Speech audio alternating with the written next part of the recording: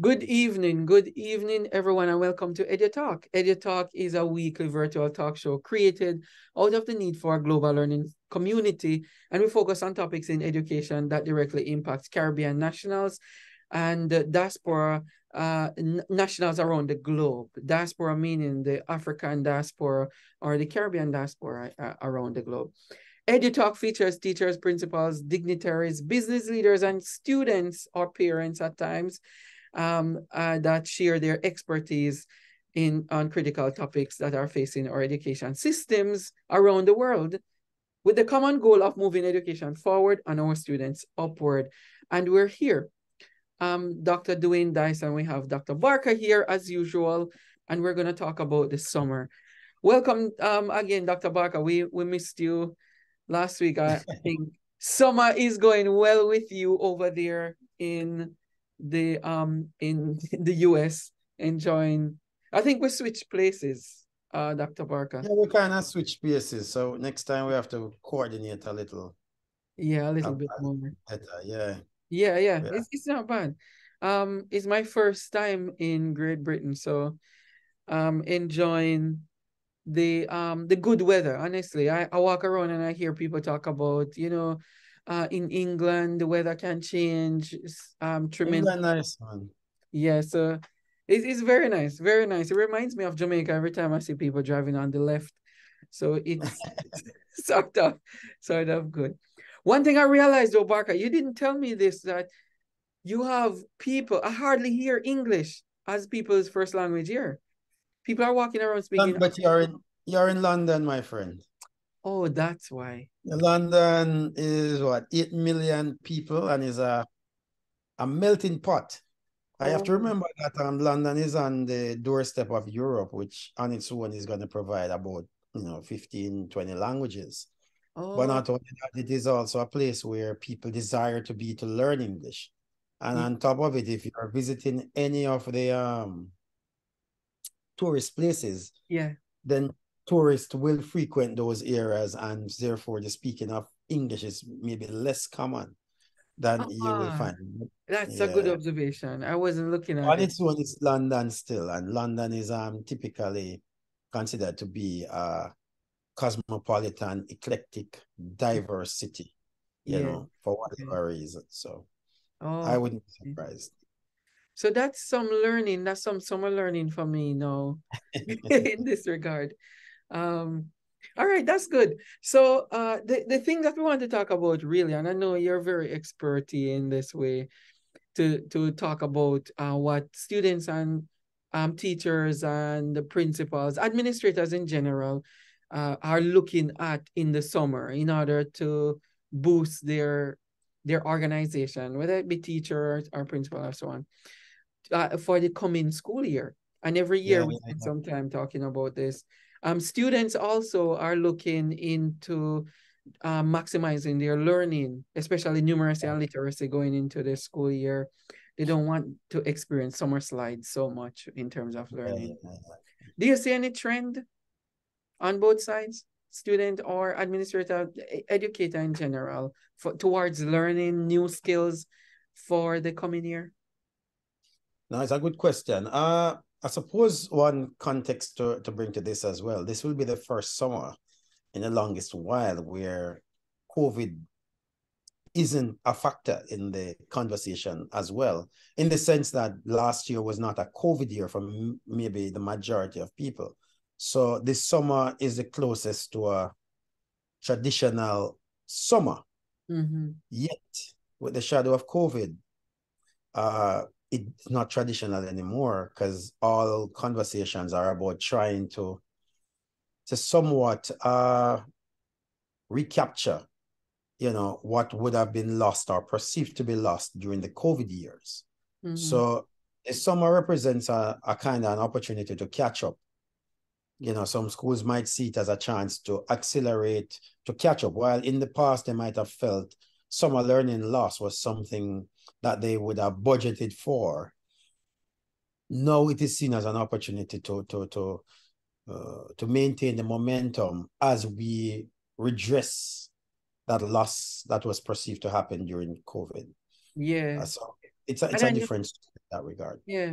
I noticed there's a newscast. I don't know why they don't publish these things so much. They're probably trying to hide it, but they have to do some level of publication on MSNBC, not MSNBC, NBC Nightly News a couple weeks ago. They were they shared some statistics about the US education system in terms of reading, right, literacy and mathematics, that the US dropped about 9 points. Yeah. It is horrible. It is horrible. And they're saying that there are other school systems around the world that are suffering, but not as much because they were doing some remedial work during COVID, but everybody is suffering. When I hear that already, and US is not doing so good with reading and math, not to mention science, this is horrible for our students. Yeah. No. I mean, the reality of it is that the US system is not a federal system. So the if we were to analyze the US system, you pretty much have 50 states offering 50 different modes. Products. Yeah. And so the concept of even a USA ranking is hard to fathom how they eventually bring that together, because kids just don't take the same assessments in different states. And they do not follow the same standards largely in different states. Even when the government went for the Common Core, No Child Left Behind, you know, or I don't remember what Barack Obama's one was called, but they all Race had to the top. Yeah, exactly. So race to the top, right? Yeah, so in all of these, while the the Department of Education can lay out some national parameters, the states are still free to interpret these in the way that they want to. And over the years, the states will actively erode a federal directive. They'll actively erode it, finding loopholes, and because of their context as well. Yeah. So the US doesn't, so a statistics like that, while alarming, I'm not sure how I would be able to qualify it or even quantify it, because what happens in New York or in California is different from what happens in Wyoming and Wisconsin. Yeah. You know what I mean? In terms of the nature of schooling and the rurality that exists in that sense. So for me, so US compared to other countries is tricky. I mean, you compare countries like UK, where there's still some level of devolution, because Scottish education system is different in some ways. It's similar in some ways, but certainly in terms of they have different terminologies, different ways of progressing. Irish is different in its own ways as well. So in other countries, though, you have one system. That's my point. That defines the entire school product, while some countries it doesn't. And that's only because I've traveled and I've asked questions of international school systems, why that level of granularity is important for me as I respond to that. Having said that, US is 330 million. Again, it's much more difficult to manage a school system that quite likely will be about a quarter of that. And to ensure that quality reaches everyone, and a country, US, that has a large immigration issue, and a population as well, and diversity in its history, you know, so that makes sense. I mean, I suppose the countries at the top reflect something different, and I suppose one way to look at it is, what are the countries at the top doing that certain countries aren't? So a country like Finland, that is perhaps somewhere near the top, is a country that has figured out that raising the profile of the education of their children can have a massive impact long term. Also, taking innovative approaches to education as well can have a positive impact. For example, in Finland, while we are stressing our kids in school from age 3, 4, 5, they have waited. They decide to wait, so kids can spend more time socializing before they get into the formal aspects of school. They have decided that teaching is going to be a profession that is desired. So they have taken a different approach to it, which is to ensure that the starting salary for teachers is quite high. Many countries have taken the other approach. Starting salary for teachers is quite low. And therefore, what happens, in order, if you want to earn more money in education, you either have to work longer or you have to get up into academia. So you might lose your best teachers or they might get tired by the time they get to that point. Yeah. So we reward years of experience as against expertise, you know? So what Finland says, okay, if you want to be a teacher, you'll start at a certain point in salary. That is attractive to everyone, bright or dumb. While people who have options may choose a job that the starting salary is much higher. It's just a reality. So these are simple policy decisions that can have massive impact in terms of who is recruited. Yeah. Because if I know that when him start, him have a livable salary from day one, then parents and everybody will encourage them to join it because they can live. But if they're starting now, what Finland does is doesn't create a big gap between the starting salary and, let's say, the highest paid professional. But what they have done is lifted the bottom part of their pay scale higher, and shrink the top part of the pay scale lower.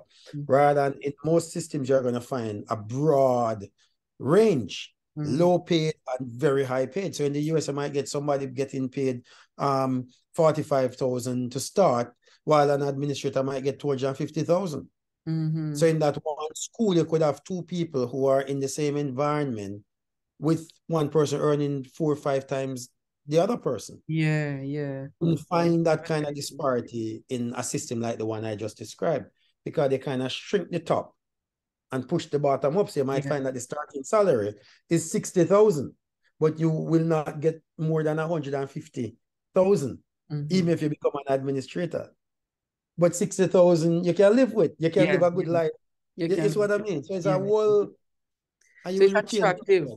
It's attractive to people who, and I was even thinking, you brought up 2 points there, is in America, where you have different systems of education within the same place with so many different people. I was even thinking about the independent school system, the international school system, the IB school system. And these private schools work different from public school. And this report is about public school education. Yep. Yeah, so when they refer to public school in terms of the statistics, private schools are doing so much better with resources and learning, way better, given international experiences. Do you think that the summers, though, because I know in our school system, students go off and they travel, they meet other people, they do summer camp for a couple of weeks where they get involved with a ton of resources and experiences. What are some, and we're going to talk about this, because to look at the summer as a time, even if you don't have a lot of resources, especially in developing countries, to get students involved in some form of experience relating to accountability, civic responsibility, and learning about history. Yeah. Learn about history, civic responsibility. The summer is the time for that. Most of our kids learn naturally in the summer. When they are traveling the world and they're seeing and feeling, being immersed in different things. What is measured, sometimes they say, what is the term? They say, what happens most times in system is what counts is what people can measure. Measure, right. Okay, yeah. Right? But sometimes the things that you can't measure are the things that actually count. Yeah. And you can't measure the value of a child being out on holiday with their family and understanding, for example, a little bit more about their culture or how people are connected outside of a school environment. And so I suppose a way to look at summer, and as I develop my craft as a school leader, I think we need to shape summer in that way, where we say to them, seek experiences, in a sense of educating families about seeking. And I did as much in my emails to them towards the end. But educate families to seek experiences rather than trying to make them brighter at math and brighter at English. Take them sightseeing to places. Let them listen to take them off their phones. Let them listen to what the tour guide is sharing. Yes. Let them take them to environments outside of what they would be exposed to so that they can learn about those environments. Camping is send them to camps is good, but camps are expensive. But you can take them Yeah. outside as well. Yes. So as I said, it's sometimes the things in most systems, what counts is what the governments can measure. Yes. In Yes. reality, this is that actually not everything that you measure actually counts. Pounds. Yeah. Yeah. And it's very hard to measure stuff like curiosity, Yeah. creativity, Creative. Yeah. and Yeah. so on. Now, if we take it to somewhere like Jamaica, where summer is long, Mm-hmm. and while we're here, I always contrast my summer with my kids' summer. Because when I was on summer holiday in Jamaica, I would say largely we were unsupervised for about 8 weeks. Yes. Yeah. Yeah. Because unlike here, where if, for example, a family doesn't work in schools, which I had the luxury of working in schools, so I was always able to be available for my kids. Mm-hmm. But if you don't work in schools, what do you do when your child is on holiday? People have to find ways to keep them supervised in Yeah. a Western kind of construct. But in Jamaica, for the most part, parents just carry on working. Mm-hmm. And if there's nowhere for them to stay, the kids pretty much. Yeah. Pretty much on their own.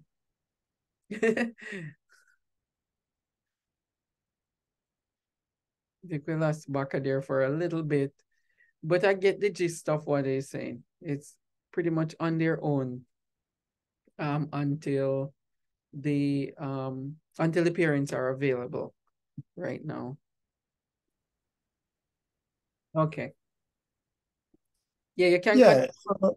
Yeah. So I'm just talking about how kids are left maybe in a Jamaican context. Um, Many of them yeah, unsupervised. you're right, because when you talk about unsupervised for the entire summer, I was unsupervised for the most part. And if Yeah.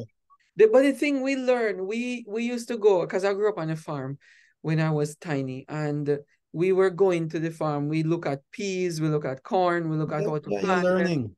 yam, moving the animals from one pasture to the next, feeding the chickens and so on in the inner city. And I'm comparing this to people who might have the experience.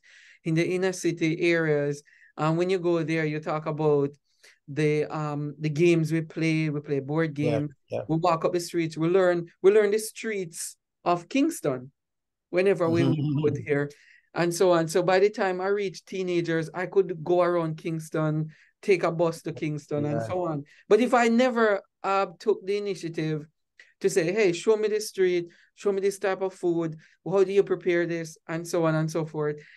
If I had phones back then and I live on the phone, I would not have known all of And we didn't have phones, so now I suppose the kids might stay home and you know do dwell on what they it. do.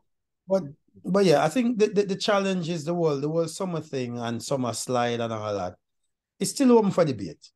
Mm-hmm. About whether that break in the year should be used as a full educational space, or should it just be a time where students actually reach out. The point is, though, is that this is actually a construct from way back in. If you look at the history of this, it had nothing to do with education. Yes. The history of this, is that the harvest used to happen at this time. Yes. So Yes. school couldn't happen. Yeah. You had to get the kids and everybody would go and harvest at this time. Yeah, because the crops would spoil in the fields. Yes. So schooling was structured around the harvesting season. Yes. So Yeah. you go to school. So when spring come, you're planting. And Mm-hmm. then when it comes to summer, that's when you're reaping. So Mm-hmm. school had to stop. So everybody, kids included, would help. And that Yeah. entire 8 weeks was clearing up, packing up hay, readying for this winter. Then they Yeah. go back. We have kept that structure right through. Now, here's a bit that I can throw into this. If Mm. you go into Australia and those countries, they go through the year in school like that. Their break is at a total different point Yeah. Is it because the their same school in year go Russia from too? January to December. Yeah. If you go to Oh, the southern hemisphere, their school is from January to December. yeah. Yeah. And because Yeah. they have winter, their snow actually comes in July and August. Yeah, yeah. It not come at the end of the year. Like, so when you start looking at the world, you realize that we're just living in self-imposed constructs. Yeah. And get We could used to it. literally have carried on school, spread out the year if we wanted, and have more breaks in the year, Mm. like 2 and 3 week breaks in the year, and just go through the summer if we wanted to. There's Mm. no biological, scientific reason why that break exists, Yeah. except to mirror society's need for workers at that time of the year. That's It's really the always you realize it's always about working. It's always the industrial aspect but of this that can't be drives the surprised. compass.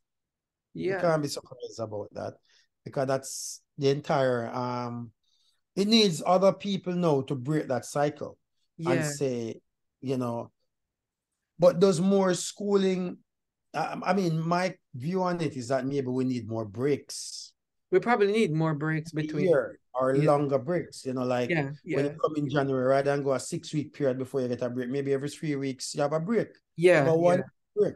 Every Yeah. 3 weeks, you break it up for the year. So Yeah. there's that moment where people can recharge. Mm-hmm. Or better yet, if you don't want to break it, bring longer weekends. Mm-hmm. Yeah. They work The four four. days and Yes. 4 and 3. So if Mm-hmm. you want to solve the problem, this is me just spoofing now.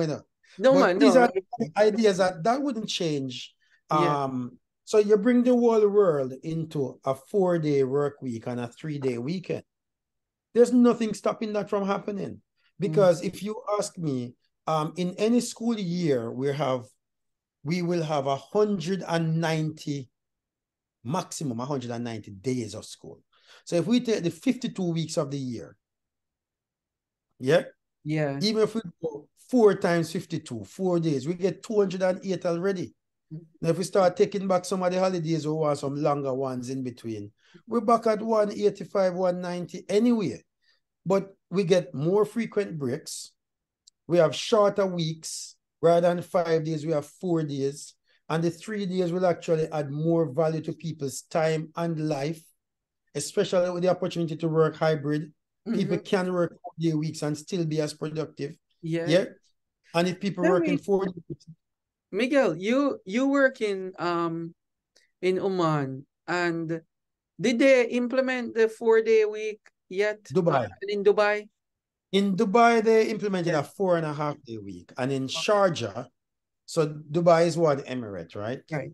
So in Dubai, they had a 4.5 day week. In Sharjah, they brought in a 4-day week. Yeah. Oh wow. And that's something they're doing now. And Oman is considering a 4.5 or 4-day week. I don't know. It's not hard to implement as a practice. It's just that we're so difficult. Yeah. And that way, the point I'm coming to though, is Yeah. if we go to a model like that, then we eliminate the need for kids to be out of school for 8 weeks. Can you just Yeah. run school here? Yeah. Yeah. And so you'll have a more productive system where you And don't it's kids and continuous. It's yeah. continuous. Yeah. That makes sense. It makes total Maybe it sense. make a lot more sense. I know it make a lot more sense. Is it something people wanted to know? Teachers are gonna say, so we lose with 8 weeks, and all of a sudden you ask the question, but nobody else who works have that 8 weeks. Only teachers. Yeah. We yeah, honestly what we probably should do, create a school system and put the 4-day week or 4.5 day week work week in place for maybe 2 to 3 years, and then collect some data on it and show the But author. I can't fix it. But me know your point. The thing is, Yeah. a government has to make a decision Yeah. and go for it. The outcome of it is intuitive. I mean, what do we have to lose? We're spending time talking about summer slides. We're Yeah. spending time talking about unsupervised kids. We're spending time talking about people burnout. Yeah.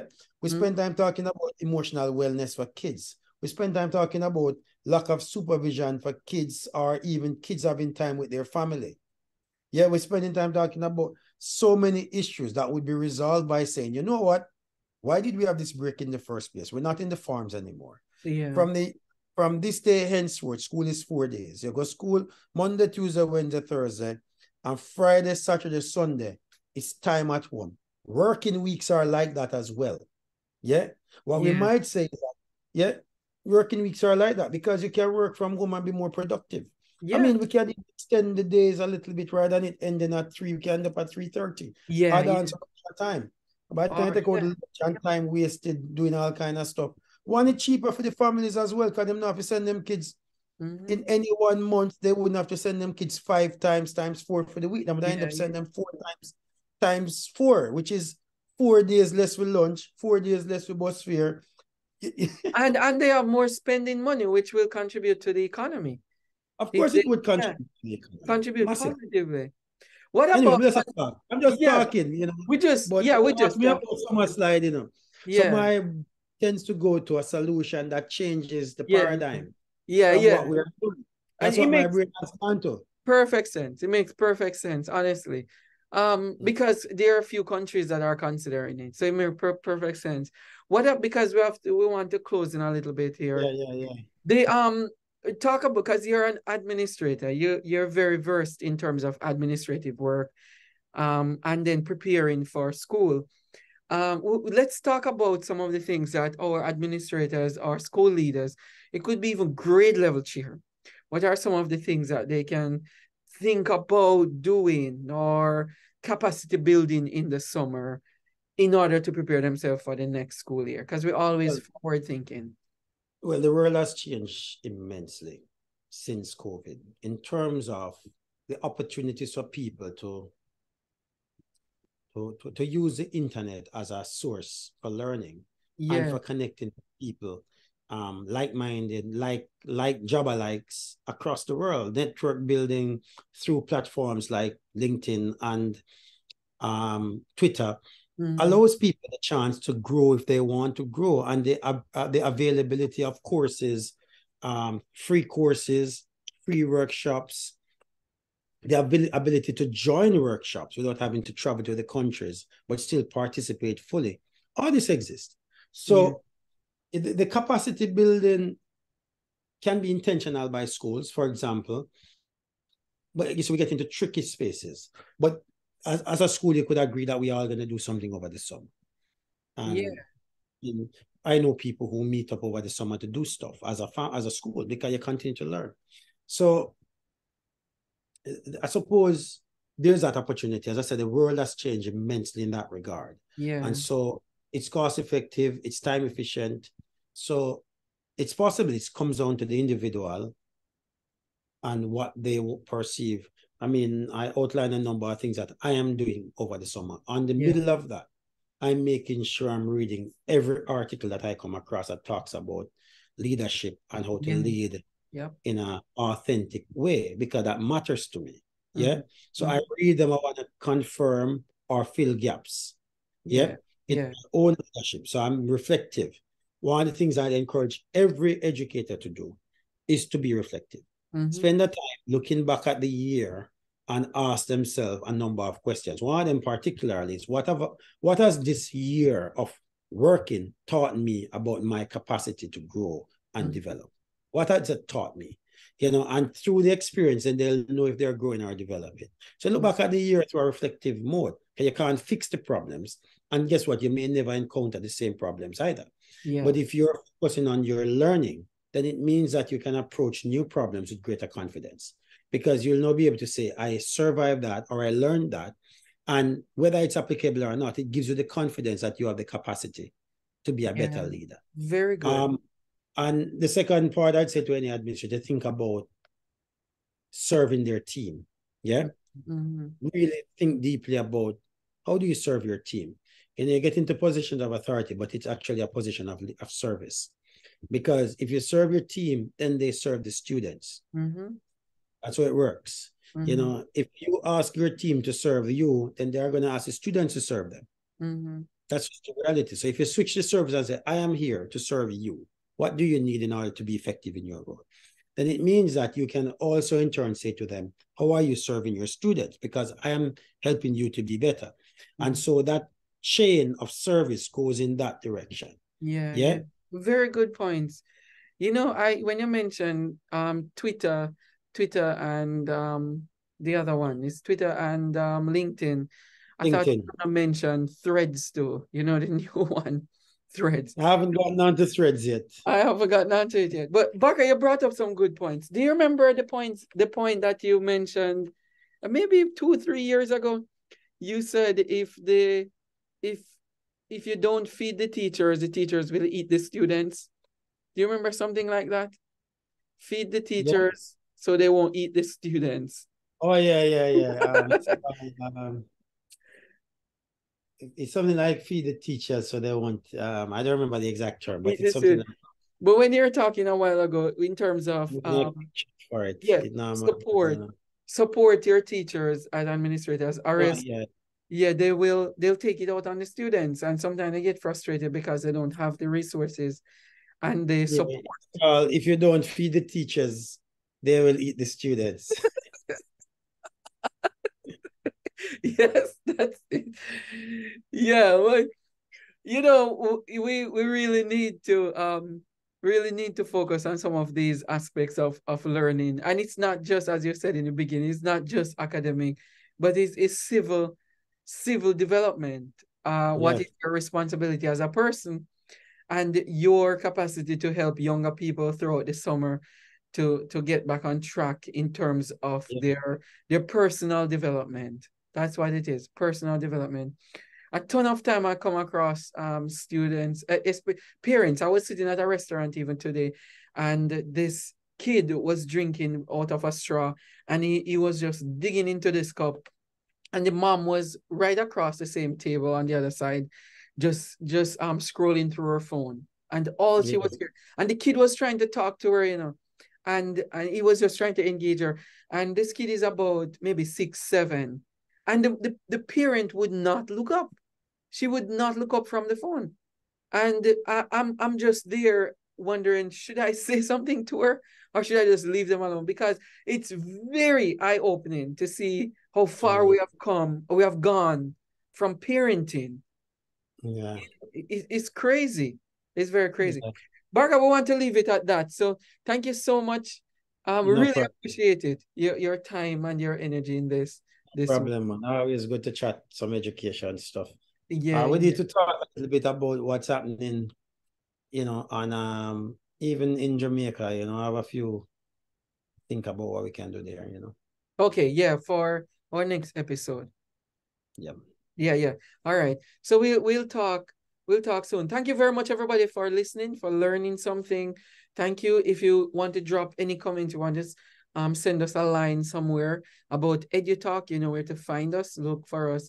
It's Edu Solutions Yep. International at gmail.com. Edu Solutions International at gmail.com. It's Edu Solutions INTL, not the entire international. It's Edu Okay. Solutions INTL at gmail.com. Also, visit our website, educationsolutionsinternational.org, and you can get a ton of things on there for you to marinate upon. It's really good stuff.